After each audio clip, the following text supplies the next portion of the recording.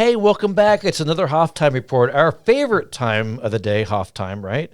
And we're here with two very special guests. We've got Representative Priscilla Giddings from R-Whitebird and Fred Birnbaum, who's our Legislative Affairs Director. We're going to talk today about the budget because the budget is the only thing the legislature has to do each and every legislative session. And this year, there is the most challenging budget I think this legislature has ever faced. Billions of dollars racing into the state budget, and you guys have to figure that whole thing out.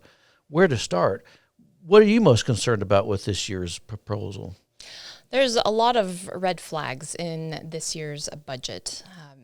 The first one that I'm looking at is my constituents are ready for the emergency to end. And they're being fed a false narrative that if the emergency ends, the state isn't going to get millions and millions and millions of dollars. And that's just not true. And so I want Idahoans to know the facts about how much money could be in jeopardy and that we don't need to be a welfare state dependent on FEMA dollars. We can get through a virus without dependency on the federal government. Fred? Well, just to follow up on Representative Giddings' point, about $8 billion has flowed into Idaho in this last calendar year. Not all of that is appropriated. But my biggest fear is that a lot of this money will drive permanent spending increases if it's not managed correctly. I'll give you one really quick example. The Office of the State Board of Education usually has a $16 million budget. Over $100 million is being washed through there. And sure enough, in 22, they want to add positions. So I think a huge red flag is all this federal money going to end up growing Idaho's government permanently.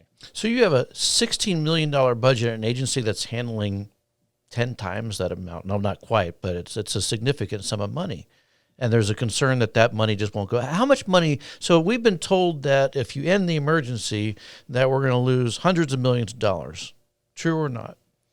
Not true. I mean, we're still kind of digging into the specific FEMA dollars, but our state has brought in about $8 billion total. The governor has been appropriating about $1.2 billion, and there might be about 15 to 20 million on the line with FEMA dollars that the state could just use our surplus to backfill those projects. Yeah, it just seemed like last year when we were talking about the CARES Act money that was rolling into the state, that the state of Idaho couldn't spend the money, but there wasn't enough things to spend it on.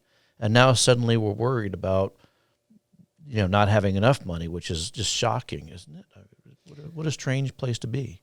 For me specifically, that's frustrating is that if the governor is so worried about not having enough money for the COVID problems, then why in his budget is he recommending using some of this federal money for state projects that aren't even related to COVID?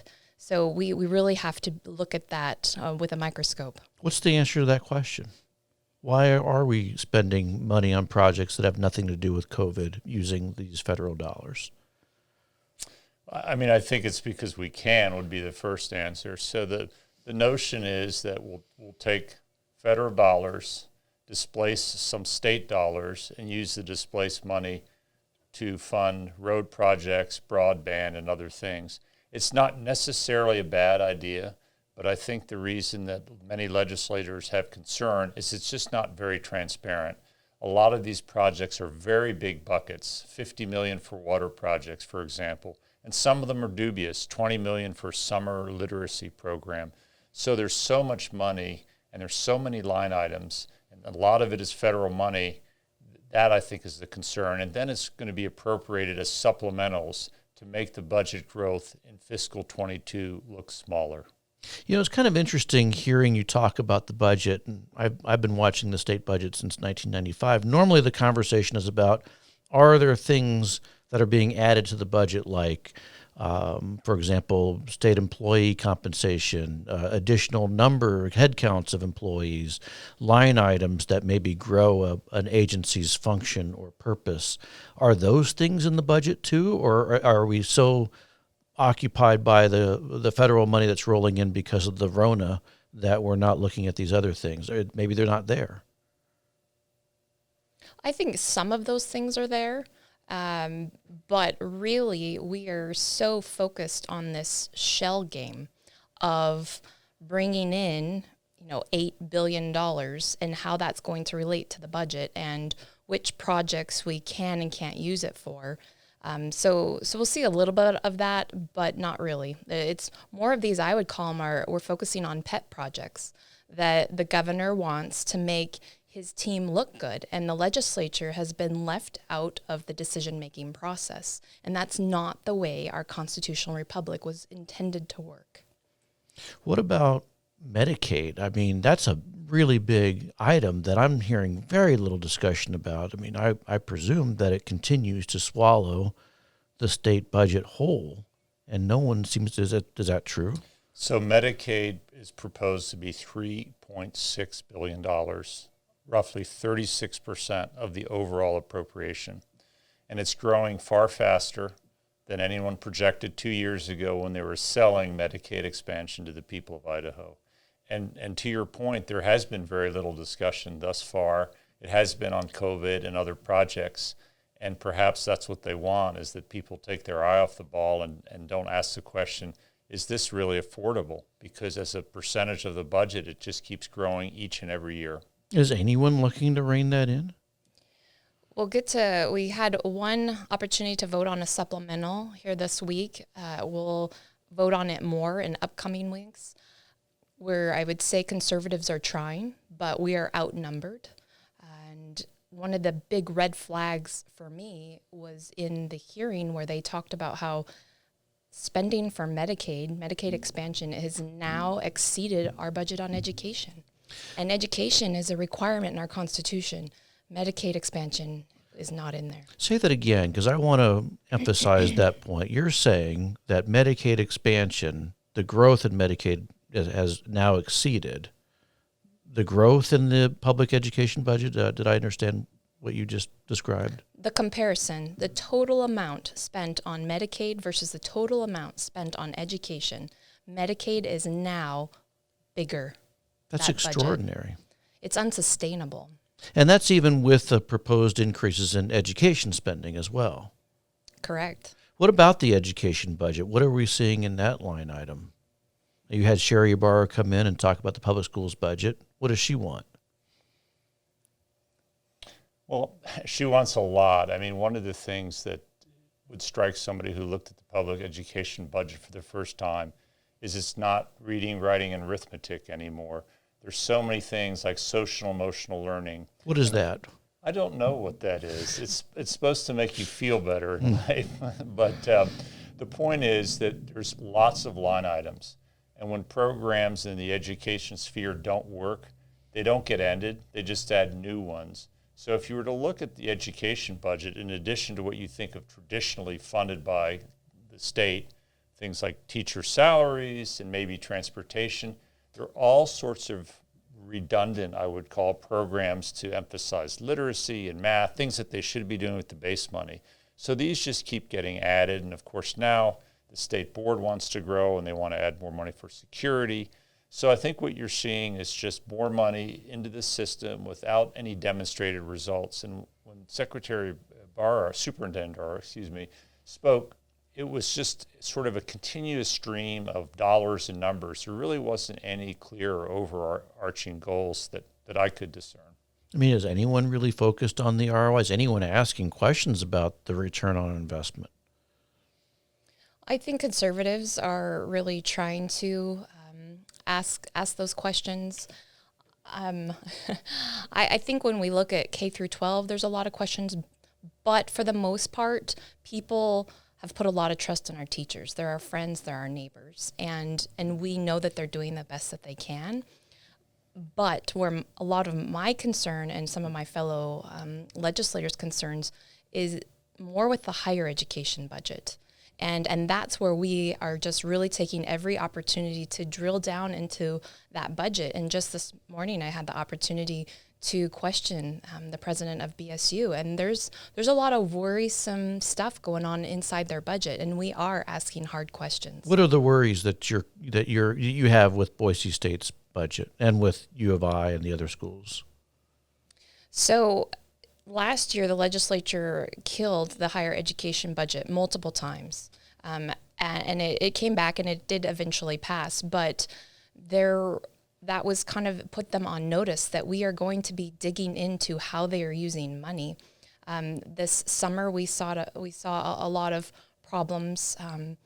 The question that I brought up today, and hopefully we can get some answers and open up the dialogue, but they have some programs. I mean, one specifically, and I'm going to, off the top of my head, the tunnel of oppression, that I had a couple of recent BSU students contact me and let me know that it was a graduation requirement for them to go through this tunnel of oppression. And I inquired, I mean, what does that mean? Why were you required to do it? And the thing that bothered me the most, me as I served in our military and as a veteran, is that one of the experiences in this tunnel of oppression was they had individuals dress up in military uniforms and then beat up somebody on the street per se. And the student was supposed to, go through this feeling experience. And that just was, to me, just very infuriating that, and there's no excuse for it. And I want to know if public money is being used in this dialogue. Well, Fred, you've watched JFAC for many years. Has anyone ever asked those questions about what Boise State really does with the money, or what the University of Idaho does with money, or LCSC? Does anyone, or is it just about the percentage increase or the number of employees on the payroll? So that's actually a very good question. JFAC is a very unique committee. They have a lot of work to do, and because of that, they have to review all the budgets. They do not allow public input. So it's a one-way street. You just hear from the requesting agency or the university. You don't hear from the public. And it's a bit of a dog and pony show. And in my 5 years of watching JFAC, very few hard questions are asked. Generally, when they are, it's about some sort of issue with the program, but no overarching questions, such as, is the philosophy that's being taught at our higher education institutions really consistent with what the people of Idaho believe? So no, these questions have never been asked, and that's why they're not really prepared to answer them. So if you listen to that, they gave very rambling answers. And I think that what you see now happening is the discovery by a lot of legislators that BSU and these other institutions, University of Idaho, have operated without scrutiny. Could the legislature use the budget process as a mechanism to rein in some of those wayward programs on our university campuses? Absolutely. I would actually say that's probably the best process, because really we have a part-time legislature. They can't manage Boise State. I mean, that's a full-time job, or University of Idaho. That's what we hire presidents who make $400,000 or $500,000 a year to do. But if we have institutions that are ignoring the will of the legislature, the best way to send a signal, I believe, is to actually reduce their budget. Do you think that would happen based on the conversations you've had with legislators and with your colleagues? Is that something that people are itching to do? Well, the House did kill their budget multiple times last year, and so round two, because we haven't seen the improvements that we were told we would see. Let me get back to some basic things with regard to the budget that obviously is going to come up. I know there's a panel that considers state employee compensation, and that panel said we're going to approve the governor's proposal to add 2% to the state employee payroll. It doesn't mean that every employee gets 2% more. It just means they have 2% more money to spend on raises, and so employees can get 6%, 10%, 1%, anything in between. They just have more money to spend in the payroll. Is that something that JFAC is looking to approve, and should they? It's my understanding that it went through a committee last week, and it was a narrow, very close vote, and it was supported. Now it will flow through every single budget in JFAC, and the only opportunity to push back on that will be with each individual budget on the floor from either the House or the Senate. Is it your sense that members of the legislature are favorable to that? I mean, it's kind of a strange thing because I hear from people out there in the real world outside of Boise who they've lost their jobs, they are, have lower income, they aren't getting raises, and then we're putting more money into state employees' salaries. And there seems to be a disconnect, but maybe that's not resonating with state lawmakers and they view the state employee workforce differently for some reason. I don't have an inside perspective. I think it's very difficult for legislators in general to vote against raises for people who surround them. It's a very odd way that raises work. I mean, in the corporate world, you don't actually go before your employees and sort of debate what you're going to give them as an increase. So it puts lawmakers in an uncomfortable position who rely on the staff and say, gee, I voted against your raise. I think there needs to be a better process. I don't think we fixed that this year. It's probably not the biggest issue, but I think it is symptomatic of how things are done, which is how we've done it is the way we should always do it. And that probably needs to be revisited. But I have noticed in going to those compensation committee hearings, it's very uncomfortable for members to actually be debating what raise they're going to give the people who are sitting right around them. Now, there are a lot of smaller agencies that don't get near the time and attention that the larger line items get, but you have things like the Arts Commission, the Hispanic Commission. There's even a Women's Commission, which no one talks about, but doesn't get funded because it just doesn't get brought up. We don't talk about it. But is there a possibility this year, or even public television for that matter, is there an opportunity this legislative session to go through those agencies with a fine-tooth comb and say, is this really something we need? Is this the proper role of government? Do we really need to continue pouring money into these programs and agencies and functions of government? There's definitely the opportunity this year. This is a unique year. Two conservatives, hardcore conservatives, were allowed onto the JFAC committee. And so now we're going to have the option to start voting on these tough budgets and digging into them and analyzing the base and really letting the public know what their money is being used for. So I think we do need to heighten the scrutiny and really look at that. And we'll pull everything up for a vote. And so the people will know that when these budgets do pass, that it's because the legislature is approving it. That's an interesting dynamic, which, I mean, you said yourself that you're outnumbered. So the 20-member committee, how many people do you think are what you would describe as hardcore conservatives on the committee? Oh, there's probably just a couple of us. Just a couple. But you have the ability to make motions. And I guess, Fred, you've seen that process many times. What does that do when you have somebody who's, on our side, if you will, who believes in limited government and believes in the proper role of government and wants to see spending rein? And they realize that when you're setting a budget, you're actually not just voting to set a budget, but you're voting to take money from the economy, from people who've worked hard to earn that money. And you have somebody, I guess, what dynamic is added to the equation by having even two people who are now in the mix? So actually, it's a very important change because in JFAC, if you make a motion, it has to be seconded. So if you only have one person, it's possible that your motion dies. So that's a good start. The second thing is that when budgets are presented on the floor, at least historically, it's with the view that these have been thoroughly vetted and that they've come out of JFAC, and it's just the role of the body to more or less rubber stamp these budgets because JFAC are the experts. If you have people writing alternative motions, they can get up on the floor and say, look, I understand this is what the majority wanted, but there does exist an alternative. We've presented it, it didn't pass, but as a body, you can consider this alternative because if we reject the primary, there was a substitute motion and it spent less money or it did something else. So I think this is an opportunity that I haven't seen in years.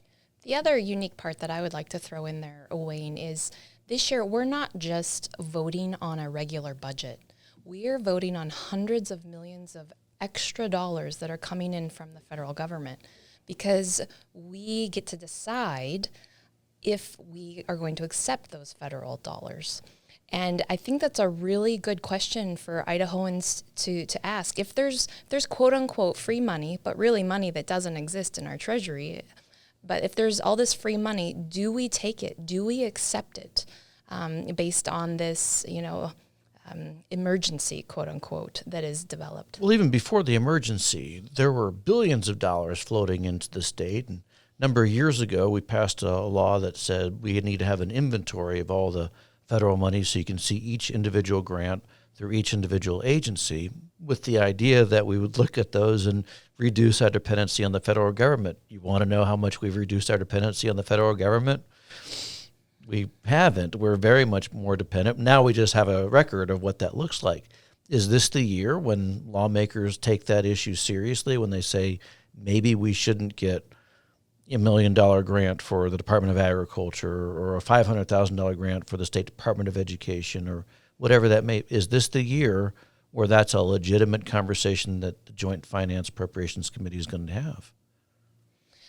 Potentially. I would say yes with a qualification. I think it'll be hard to turn down the money, so to speak, but I think what conservatives should really be careful about is that the money is not used for ongoing spending. If this is one-time money, the worst thing that we could do as a state is to start programs that are going to continue, and then the federal money retreats, this very large extra amount, and then the state taxpayer is asked, and it is not free money. Or they have some kind of maintenance of effort requirement where they're told you're spending X, now you must spend X plus Y or something like that for 10 more years, funding a program you didn't care about in the first place. Right. That's a very real threat. That is. I do want to segue when we talk about the extra money. Really what we should also be talking about is the money that should be returned to taxpayers. And what really is frustrating for people who might not know the process, but for those of us that do, is we seem to have a much easier time spending money than cutting taxes. And the governor even said there's about $450 million available of one-time and ongoing money to cut taxes. And when the tax cuts pass, that money is actually put on something called a green sheet, and it's withheld from JFAC. And it would behoove the legislature to pass those earlier, so the money isn't thought of, well, it's up for grabs, let's go spend it somewhere. So that is another thing that I think JFAC and members and others need to keep in mind, that we also need to cut taxes because we have plenty of extra revenues, and many Idahoans who are hurting are not getting 2% raises. They're not even getting raises. They might not even have jobs, and they could certainly use tax relief. Absolutely. We just have a minute left. Why, I'm not sure, because we have a commercial or some other program. Maybe The Simpsons are coming on afterwards or something. I don't know. But closing thoughts. What's the one takeaway that you hope that viewers and listeners get from this exercise in exploring the state budget for 2021? Priscilla? We can end the emergency, and Idaho can lead the charge. And when it comes to the dollars and the figures, I want people to try to keep up and dig into it. And I really appreciate what you guys are doing to keep people informed on the money and common sense. You bet, Fred. I would echo that. In fact, because we've gotten so much CARES money, we doubly should end the emergency. The amount of FEMA money at risk is just minuscule relative to what the state has received. It's time to end the emergency. And it's also time to view the budget through the lens of what makes sense for Idaho, not through the lens of we're in some huge emergency and we just have to rush through all this spending. Very well said. Thank you both for being on the program today. And remember, if there are 105 legislators. If you want us to interview somebody that's near and dear to your heart, let me know. Email me, wayne@idahofreedom.org, and we'll look at getting them on here. Until next time, thanks for paying attention. Goodbye.